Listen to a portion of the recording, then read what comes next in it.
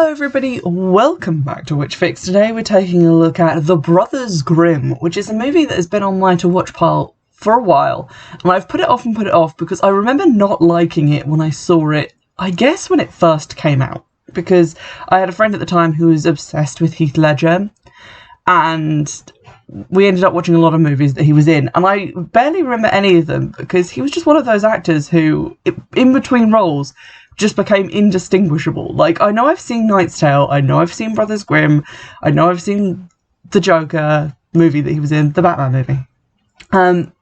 And he's just completely different in all of them. So I just forget that I've seen movies that have him in it, because I just think he's a different man in every single movie that he's in. But he's in this movie. It's a story about the Brothers Grimm, and it's like a fantasy action movie, similar in style to Hansel and Gretel, which we already looked at. I would say it's probably more successful in some ways and less successful in others, which is not a great review, but we'll get into it. This movie came out in 2005, and it shows. We'll talk about the CGI when we get there. And I don't really have any trigger warnings for it. It's a certificate 12, so I guess there wouldn't be much stuff in it. There are some scenes that are kind of nightmare fuel if you were an actual child watching this, so be warned. And also some scenes of, like, animal gutting, because there's like a hunter in the movie. Take of that what you will. So the film stars Matt Damon and Heath Ledger as the titular Brothers Grimm. Matt Damon plays Will Grimm and Heath Ledger plays Jacob Grimm. Lena Headey's also in this movie as Angelica, the huntswoman. She's great. I love her in every movie that she's in. So there you go, love that. And there are some other recognisable faces in the movie as well. So there's a lot of stars packed into this movie. And I couldn't remember until the end why it annoyed me so much, but we'll get into that, because it's kind of meant to be a fun, light-hearted comedy movie, and then it annoyed me. So the Grimms in this story are kind of the polar opposites to Hansel and Gretel witch hunters, in that these classic fairy tale characters hunt real witches. In this, the classic fiction writers pretend to hunt witches and demons and goblins for money. They make their living going from town to town, bringing these folk legends to life with, you know, special effects and special wires and platforms and the help of two assistants. And then they charge people to get rid of the monsters. And we see kind of the origins of this. We start off in 1796, where we see their sick sister being nursed, and Will waiting anxiously for Jacob to come home with medicine that they sent him out to buy. And he comes back with magic beans, like in the story of Jack and the Beanstalk. And obviously, these beans cannot save their sister, and presumably she dies, though off screen. We then cut forward 15 years to French-occupied Germany, and we see the brothers arrive in a town. We see them do their whole sales pitch. This is basically the part of the movie that establishes what their characters are and what their reasoning is, and I think it does that really well. I actually prefer this opening to the Hansel and Gretel opening. So they arrive in the town. We see Jacob giving money to a beggar. He's still this kind of open-hearted, naive person that he was when he bought those magic beans. They give a message to the mayor that they're there to hunt down a witch. The story of this is that the miller's wife was executed as a witch, and her ghost is still haunting this town. So they say they can get rid of her spirit by shooting it with an arrow filled with the tears of an innocent, which is great lore. We see Jacob going through his folklore book, which will obviously eventually become the book of fairy stories. He seems to be the bookish one. He's more nervous, and it's Will who's doing the sales patter. He's very much a ladies' man, a charismatic shyster, basically. And I'm going to mention at this point that both of the accents that they're doing are very good. I fully bought both British accents. They were great. There's a lot of teeth sucking and haggling, and eventually they get paid an extortionate amount of money to go to this old mill and get rid of the witch. So they fill an arrow full of baby tears from a little bottle marked baby tears. They put on shiny kind of samurai style armor, which is made of like mirrors and covered in symbols, which they say is magic. This CGI hag appears in the barn and starts flying around, and they do a lot of showmanship. They're being thrown around by telekinetic powers. They're being mind controlled to like turn their weapons on each other. They can't look her in the eye, all of this fantastic stuff, and eventually they shoot her. She goes down in a puff of smoke and turns into some snakes. They wrangle those into a bag, and Jacob tells the, I guess, current miller to go and bury them in a mirror-lined box in the forest. And he departs with this bag of snakes going, "The witch is dead! It's a miracle!" And then we see, obviously, that this is all fake. They have an assistant dressed up as the hag. They have hidden spring platforms under all the straw so they can do all the throwing themselves around nonsense. I kind of like this. It does explain some of this stuff, although obviously the actual like CGI hag was very much not someone on a wire. It was very CGI enhanced, so that kind of takes away from it a little bit. We then see kind of the ending of this scenario. Jacob, as presumably he always does, feels guilty that they're taking money from people. He still wants to believe that somewhere out there this stuff is real. He wants to believe in magic beans, and his brother is very scornful of this. We then see a little girl in a Red Riding Hood in the forest being stalked by some sort of unseen force that growls like a wolf. So I'm going to maybe put my neck out and say maybe it was a wolf. The trees are also being creepy, kind of moving around. I love the moving trees in this movie because they're like trees, but the roots are spider legs, and that's how they move around, which I thought was quite cool. Piece of design choice. The Little Red Riding Hood girl is snatched up as she approaches M. Night Shyamalan's The Village, and only her red cape is found, so she has been abducted. The brothers drink and celebrate. Jacob keeps trying to mouth off about how they're frauds because he's very drunk, and Will is trying to control that situation but also go to bed with some twins. So, you know, there's a lot of push and pull around that area. He then wakes up and they have been cornered by an Italian man and some French soldiers who have come to arrest them and take them to his general. So this French general, who probably has a name, but I'm just going to call him the general. The Italian guy is called Cavaldi, I think. That's what I'm going to call him. Cavaldi? He's an Italian man. They're captured and then they're taken in front of the general. There's kind of a weird scene where their accomplices are hauled out of a cauldron in the torture dungeon with these glass boxes full of snails on their heads. It's very weird. But they are accused of being frauds, which, you know, they are, and told that children are disappearing in a town called Mubaden, and they are being sent there to find out how this trick is being done. Basically, you know, you send a spy to catch a spy. You send fraudulent supernatural experts to catch fraudulent supernatural kidnappers. So pretty sound logic there. The snails then kind of highlight something that I wanted to talk about in the film, which is that it's not very funny, but it tries to be. So I think in this scenario, Hansel and Gretel kind of had it beat, because there were moments in that I genuinely laughed at, like when Hansel like pulls that guy in front of him right before the guy explodes and blood goes everywhere.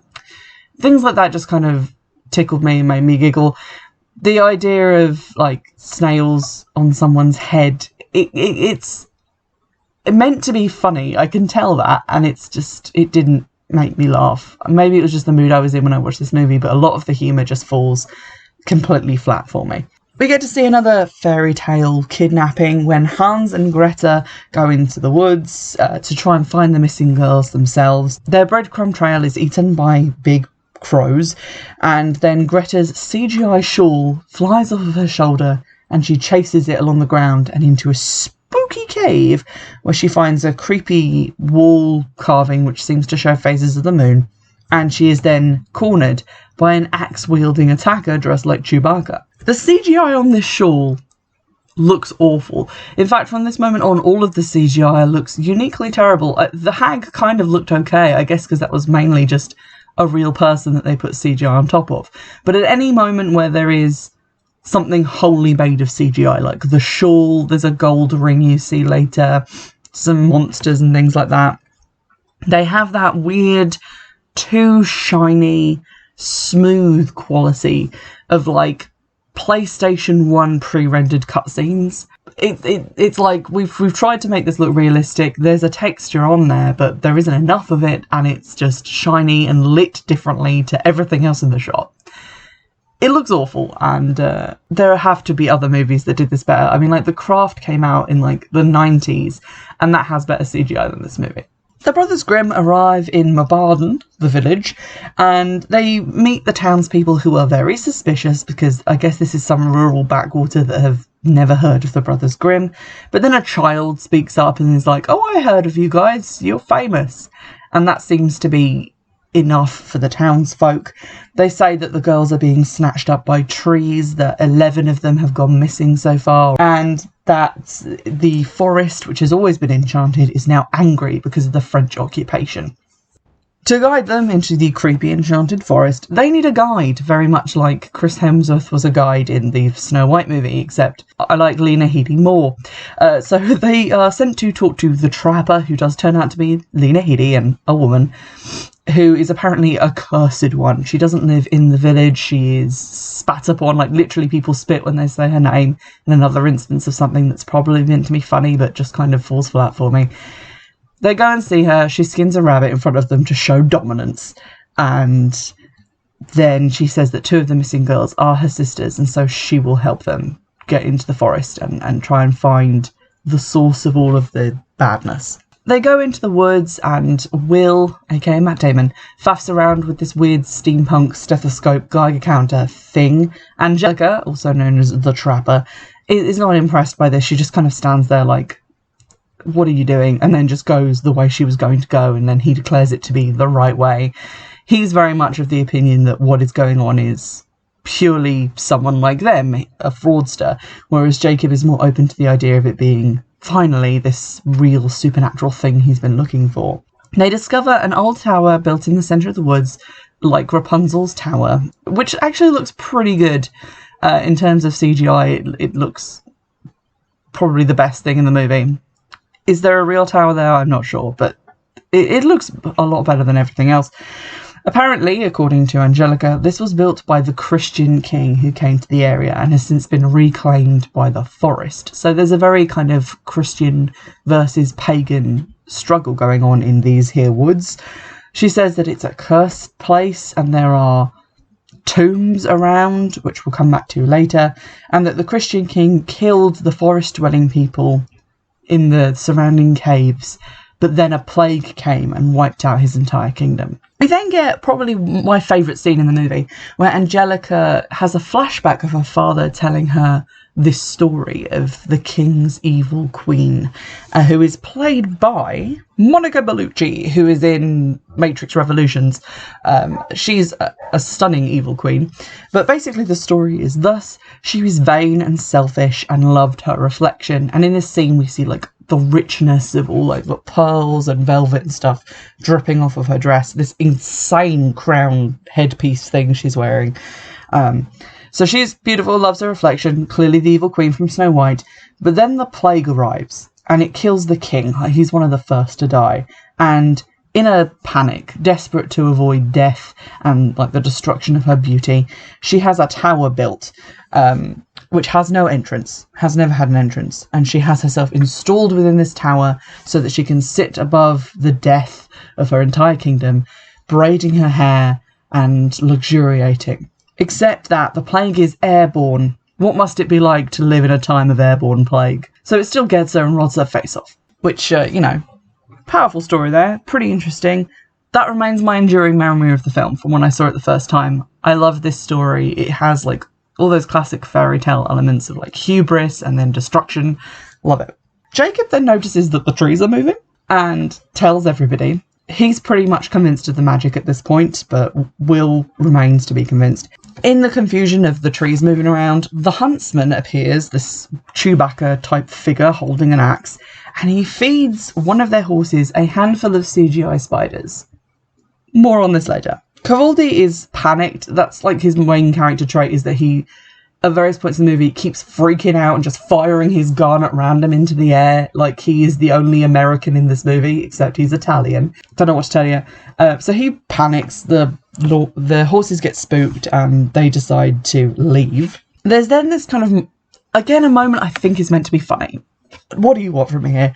Will insists that they came through the birch trees, but obviously the birch trees have scuttled around the clearing and put themselves somewhere different. And Angelica says, no, that's not the way we need to go. We need to ask Grandmother Toad.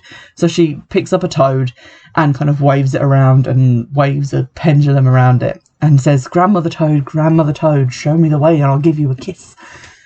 It's kind of cool, and it's like a demonstration that she also has some sort of folk magic. I think it's just meant to be funny because Will's standing there going like, you are a crazy person holding a frog. So there we go. They then get the direction right, thanks to, the toad. And when they arrive back in the village, Jacob goes after Angelica because she says she doesn't want to go to the forest again. She's done her bit. They're on their own from here. So he goes to reason with her. Will goes to stable the horses. We find a little bit more about Angelica's backstory. She says that while she was studying in the city, like these two metropolitan Grimm brothers, her sisters were taken because her father died and he was taken by the wolves. So she wasn't here to protect them, obviously feels guilty about it. They bond. Meanwhile, Jacob's horse is acting weird because it's full of spiders. A little girl goes to comfort it in the stables, pats it on the nose, and her hand pulls away this big strand of spider webs. She staggers back, she's getting caught up in all these sticky spider webs she can't escape from, and then the horse rears back, opens its mouth really wide, and she gets pulled inside by them. And if I was a child watching that, I would never sleep again. I would never trust a horse. It's pretty horrifying. There are some things in this movie that are, I think, meant to be kind of oh, this is just a light creep factor, but from the way they're executed, nightmare fuel. This could be in a horror film. The horse, which now has a child-sized kind of pregnant stomach, weird and gross, careens out into the street where the Grimm brothers see it. It kind of shrieks in their faces, and they see the little girl inside its throat, reaching up at them, help me! Again, nightmare fuel. This should be enough to convince Will, but he is very stubbornly clinging to his skepticism. Jacob is we're in some serious crap. Angelica is the first one to get her shit together and start chasing after this child-napping horse. The Grimms chase after her, and then the Italian and his forces chase after them because he's paranoid they're going to try and escape. They all get kind of separated in the forest and unseated from their horses, and shit just goes down and gets fucky because they're just trapped in the woods. A tree then kills a French guy right in front of, I think, Will, but it basically drags him into a hole and then a branch comes out of his mouth, which is bloodless, but it's no less creepy for being bloodless. Angelica gets cornered by a creepy wolf whose eyes she recognises and who seems to recognise her before it runs away. So pretty clear that's her dad. He is a wolf now for reasons. I thought that her secret was going to be that she was a werewolf because they kept talking about her being cursed, but there we go. There is then what I consider to be an unnecessary section of movie because they finally escape the woods. Cavaldi insists that they know what killed his men, that they are responsible for this. He returns to the general, bringing the Brothers Grimm with him to be tortured, and also Angelica, who he is going to torture as leverage. This section doesn't really seem to need to be here. It's just that them being taken from where the action is, the magic forest, to do kind of the same scene we've already seen, the torture and the threat of reprisal, but there we go. He threatens to put Angelica in what I'm going to call a steampunk blender. It's not really steampunk because it's manually operated, but twirling blades that go down into a big wooden bucket. He threatens to blend her, and they are going to be sent back to the forest because Jacob makes the argument that this is all supernatural stuff being brought up by the Germans to alienate the French, to get them out of the territory and frighten them.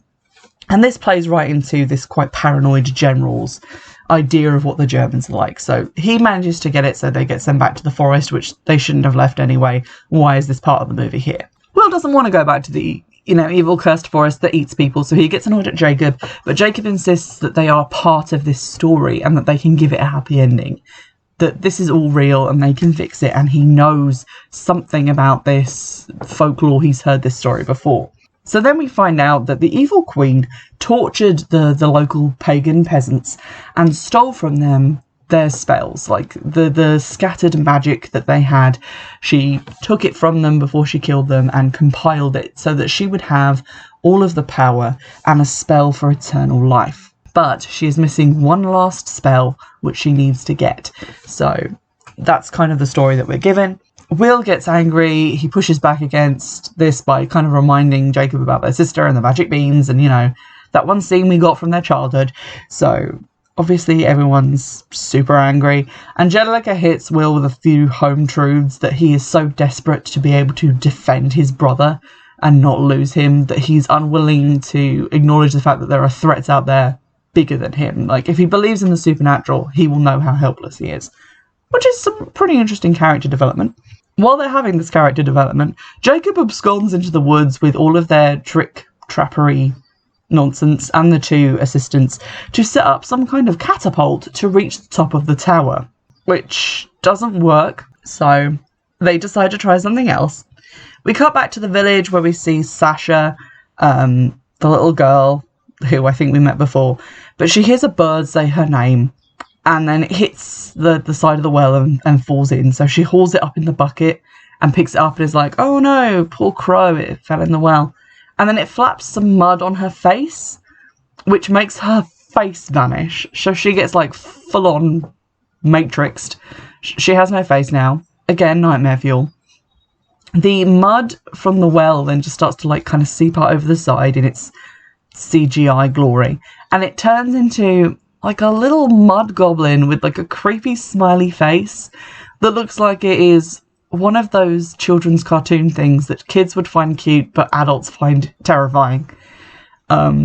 This mud goblin comes for Sasha. Angelica, who's being held prisoner by Cavaldi as like insurance that the brothers will return from the forest, breaks free and manages to minorly discombobulate this thing, but it reforms, grabs up Sasha, like it absorbs her, then turns into a gingerbread man, says, can't catch me, I'm the gingerbread man, and then jumps back down the well. I have some issues with this, namely that I kind of couldn't remember if the gingerbread man was a Brothers Grimm story, and when I googled it, it doesn't seem to be, which is weird. So like the whole compendium of like the Brothers Grimm tales came out in like 1812 according to the internet, whereas also according to the internet the gingerbread man, also known as the gingerbread boy folktale, was first published in an American magazine called St. Nicholas Magazine in 1875, which is considerably later. So let's just say for argument's sake that 2 seconds of internet research that I did is wrong and that the gingerbread man is actually in the Brothers Grimm story compendium, which I couldn't find evidence of in my quick Google, but it's also referred to in multiple different websites as an American story and not like a Germanic or French story, which would make sense for being included in the Brothers Grimm book.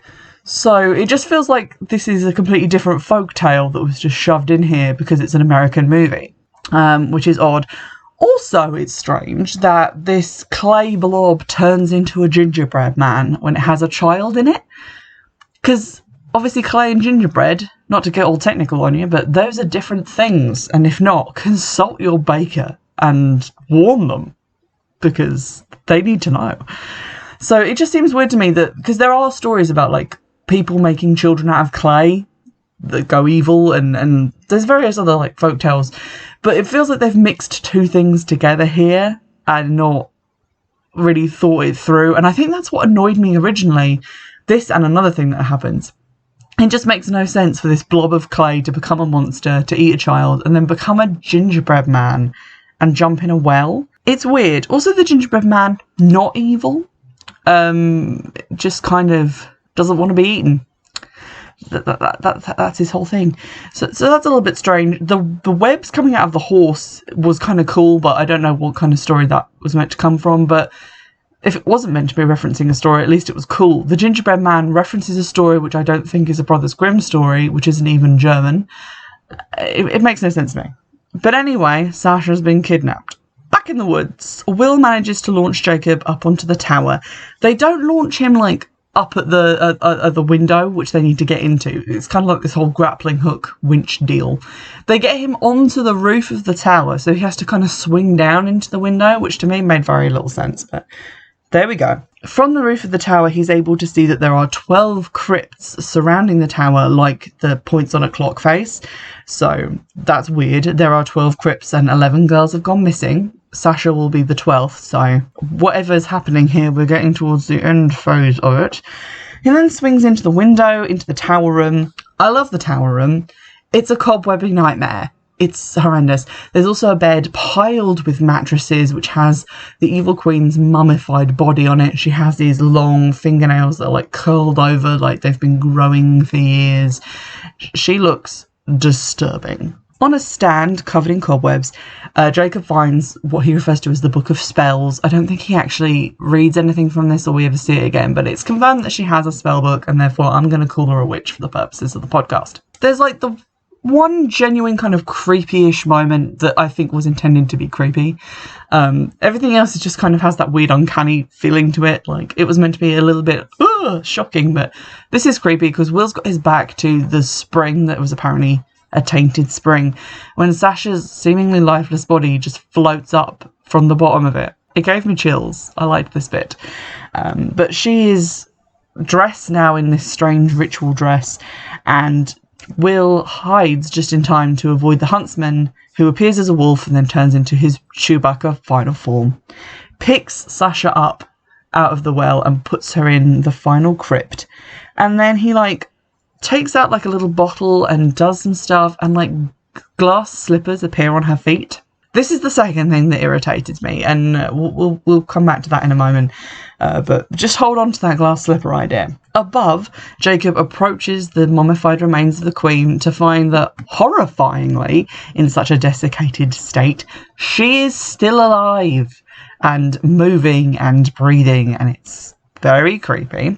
Below, this is where my DVD skipped a bit, so I wasn't sure what order this happened in, but Will gets Sasha out of the crypt and then has to fight the huntsman, who I guess wants to put her back in.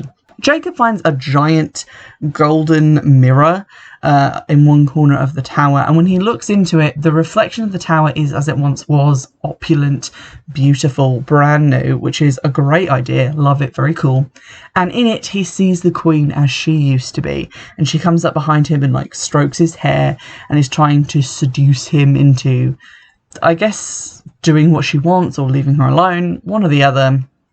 And we see on the bed behind him, she's kind of rattling around and breathing and waving her hands like she is the one weaving this spell, which is all kinds of disturbing. Somehow, still not sure how, Will, who is at ground level, of this massive tower, manages to not only throw a rock and get it through the one window on this tower, which is a feat in itself, manages to throw it so that it goes in the window and hits the magic mirror.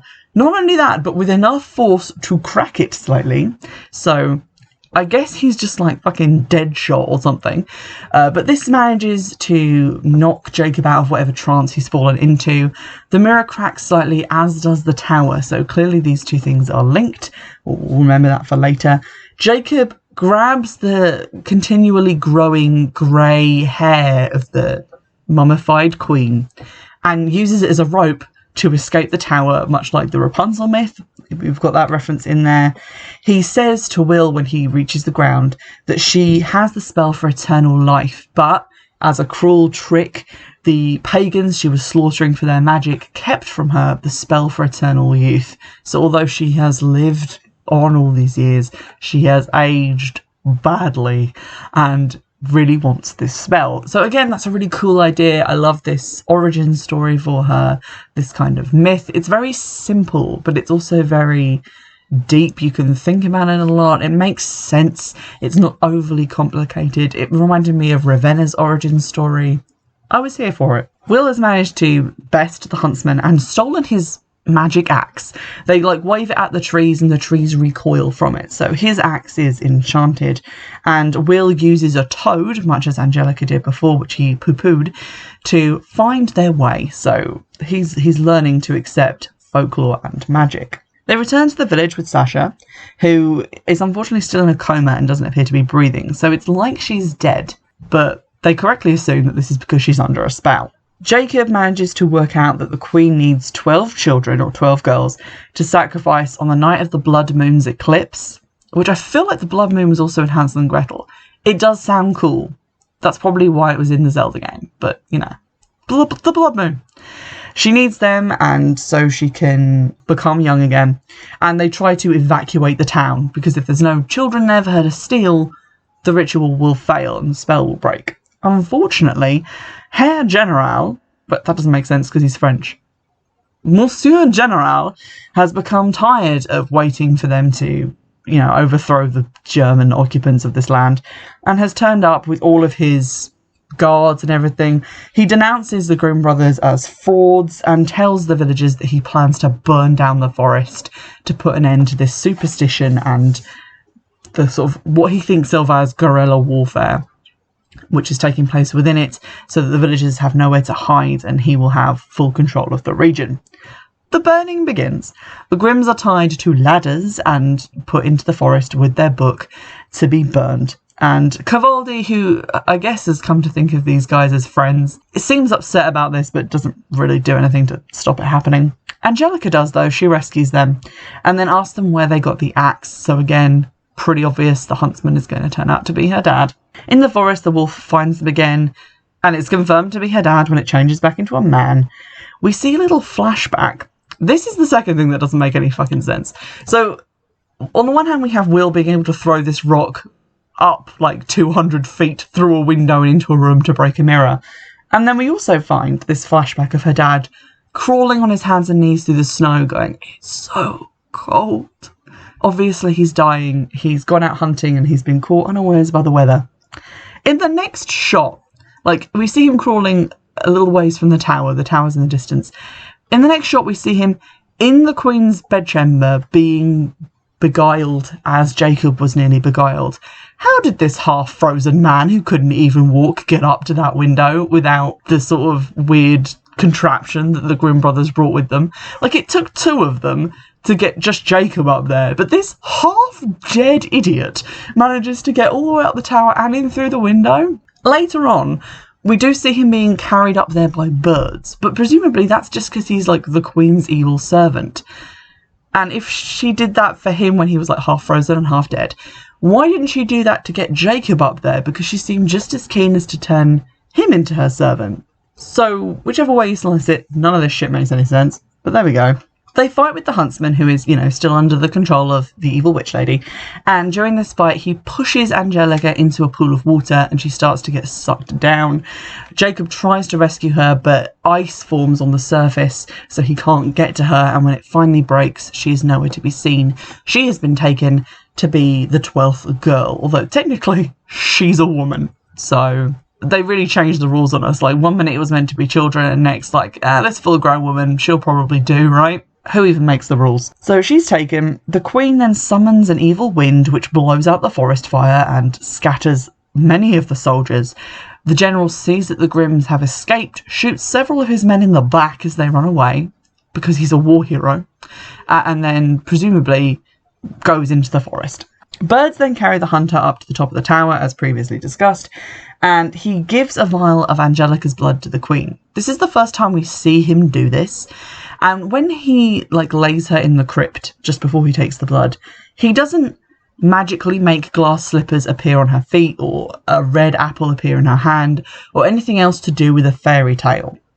We only see that happen with Sasha, who is obviously not there anymore, who gets this pair of glass slippers. So that doesn't make a lick of sense. Later on, when the spell starts to get going, we hear the chiming of the girls' feet knocking together with the glass slippers on. And I think that's why this is here. It's to be creepy. But it doesn't make any sense because we only see Sasha getting the glass slippers. Does everyone have a pair? If so, why doesn't Angelica get them? Did he just run out of time? Why are they necessary to the ritual at all? Why make them magically appear? Also, to get folklore and researchy on you again. When I googled up the Grimm version of Cinderella, because there is a French version which is what inspired Aschenputtel, which I'm definitely saying wrong, which is the German version of Cinderella in the Brothers Grimm book, she has golden slippers. We've, I think, all heard the thing about how in the French one it was mistranslated as glass and it's actually fur. I'm not saying if that's accurate or not, but in the version of the Aschenputtel story, which I've googled 2 versions of, it is a gold slipper. So technically in this version, shouldn't even be a glass slipper. Obviously, this is just a fun romp of a movie for 12-year-old kids who will probably recognise the glass slipper, so I don't really have a problem with that. I'm not seriously suggesting that this needs to stick to the original mythos of Cinderella. But it is weird that they would choose to include a detail which is anachronistic, but then also inconsistent within the movie context that they've introduced it in. Either every girl gets a different fairy tale thing, or every girl gets glass slippers, which is also weird, and somehow Angelica doesn't, because when she gets out of the box she doesn't have them on, and also she isn't given them in the moment we see her getting sealed in. So that's wildly inconsistent and annoyed me horribly as a teenager, and even more now. You can tell I was the fun one to watch movies with, can't you? There's a moment in this next part where Will tries to use the axe to ward off the trees, but it doesn't work. And this seems to suggest that it only works for Jacob. I don't know why, either because he was partially beguiled by the witch, or because, and this is like my interpretation, he's the one who believes in it. It's like in Practical Magic how that guy's sheriff's badge can ward off ghosts, but it only does that because he believes it has power. So Jacob is the one who believes, but obviously Will has now seen this shit with his own eyes. So why would he not believe enough to make it work? This is never addressed or mentioned again.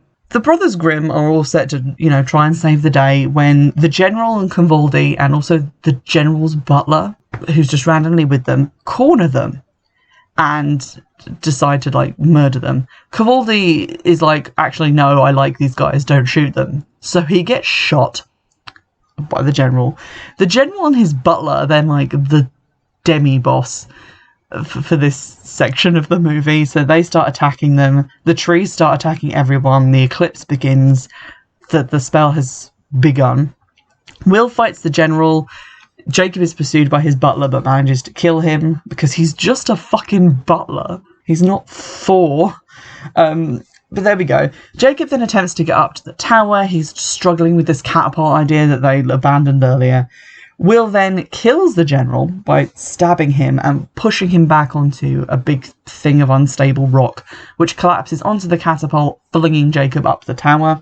We find that Convaldi, who became very paranoid and put on some of their magic armour, which isn't really magic, it's just shiny, was saved by the magic armour because he got shot in it and it stopped the bullet. So he's fine and I guess is there providing ground support. Jacob is in the tower, but he quickly becomes subdued and pinned to the wall by the witch's power. When Will climbs up to help him, the exact same thing happens, so both of them are kind of pinned to the wall telekinetically. The Queen then de-ages, which kind of looks cool. Maybe this is where most of their CGI budget went. And the brothers, who are both holding knives and trying to attack her, she magically controls them in an echo of that earlier scene where they were just faking it. But now they are both struggling to keep each other's knives from stabbing them. And Will realises that if one of them doesn't give here, neither of them is going to be able to stop the Queen. So he allows Jacob's knife to stab him to death. And he falls on the ground. Jacob's upset, but is obviously now free to help destroy the Queen. In the mirror, Jacob sees Will get up and walk to the Queen, who strokes his face and is beguiling him as she tried to get Jacob. But in the real room, his brother is still stabbed and so painfully crawling towards the Queen, and she says the reality is always worse than fiction. So that's kind of a cool and creepy thing to happen. She pulls this badge or emblem on a big railroad spike out of the chest of the huntsman and crams it into Will instead. Obviously, so this is how she's controlling and keeping these men alive. She then goes to kiss Will to complete the spell, but before she can, Jacob smashes the mirror, and her veneer of like youthfulness cracks and begins to fall away, just like the mirror does, which is also kind of cool, but again looks a little bit cheap. The hunter, now free of the spell, grabs the largest piece of the mirror that he can and jumps out of the window, but Will tries to stop him because he's still under a spell, and they both go crashing to the ground below. Somehow, they survive this. Not sure how. The tower, which we've previously seen was linked to the mirror, also begins to crumble with Jacob still inside it. I'm getting them confused. Jacob's in the tower. Somehow he survives this crumbling. The Wikipedia says this is because of all the mattresses. So, buy that if you will.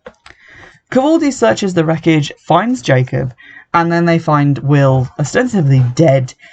Cavaldi says that he knows this story, that he knows what to do, that a kiss of true love can break a spell of like death-like sleep.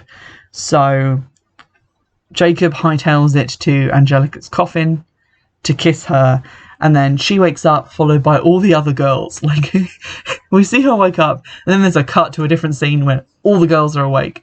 Did he kiss all of the girls, or did they all just wake up because he broke the spell on Angelica? The film nightly sidesteps having to explain that. Unfortunately, Matt Damon is still dead. Jacob finds him in this sleep of the dead still, and goes to kiss him, and then Will says through his teeth, "Not you," because he wants Angelica to kiss him. So he's pretending to be dead, upsetting his brother, who he's meant to care about, just so he can get a kiss from Angelica, who his brother's already interested in. Way to assassinate one of your main characters by making him a total douchebag in the last 10 minutes. Well done, movie. She does then kiss Will, and he flips her over and Frenches her, which is like a mean thing to do because your brother's very much already in love with her. They then return to the village, which no longer has the gritty filter over it, so you know everything's good and lovely because the sun's shining. Cavaldi has saved the book of stories and gives it back to the Grimms, and they say that they're going to go into a new line of business, which is presumably publishing.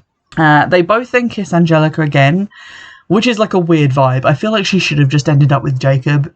Why is she being split between them like a trifle they have to awkwardly share?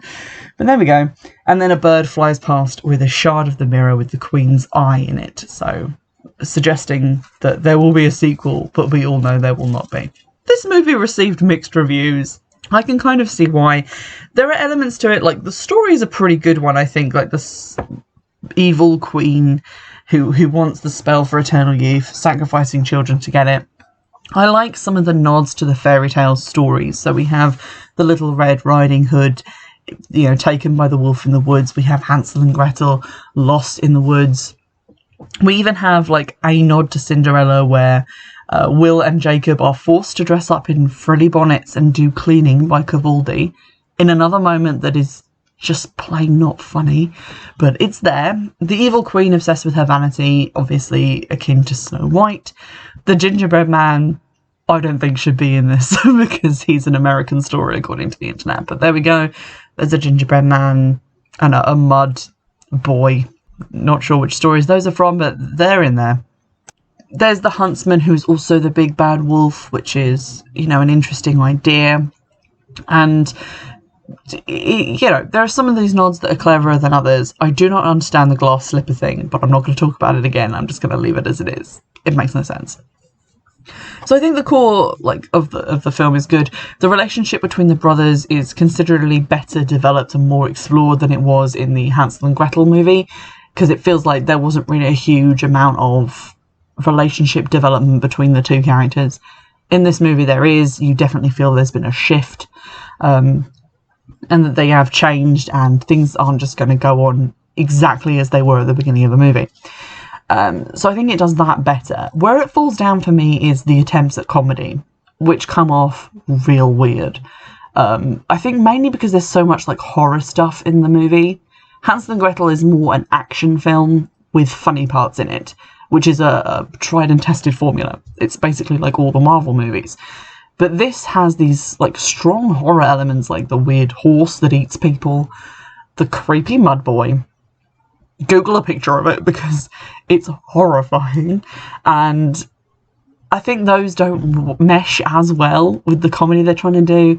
It could also just be that the comedy they're trying to do isn't that funny, because a lot of it is just the same joke. Oh look, it's Cavaldi, that loud and very eccentric Italian man with a hairpiece who keeps firing his gun off into the sky. Oh look, Matt Damon's wearing a bonnet for the second time in this movie. It did not make me laugh. I can't say that there was a single moment in this movie that I found funny. But it is well acted. I think the acting is a lot better than the Hansel and Gretel movie as well. And the accents are considerably better. So there we go. It's a pretty good watch. It has a good evil queen story. If you like the Ravenna storyline in Snow White and the Huntsman or Huntsman Winter's War, then you'll probably like this movie. It has less of the evil queen in it, but she's still there. It's still pretty good.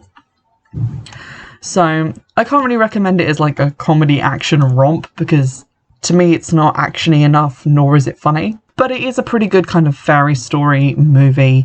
It just feels kind of weird that the love story elements in it aren't really concluded that well at the end. But otherwise, the plot makes sense. Solid watch. It's just one of those weird mid-noughties movies with terrible CGI and like fantasy elements. So go nuts with some nostalgia. In the meantime, get in touch. Let me know any other films that you'd like me to look at, any comedy, action, horror movies like this that I may have missed. Drop them in the comments on the YouTube version of the podcast and I'll see if I can get a hold of them. In the meantime, I'll see you in the next one. Bye!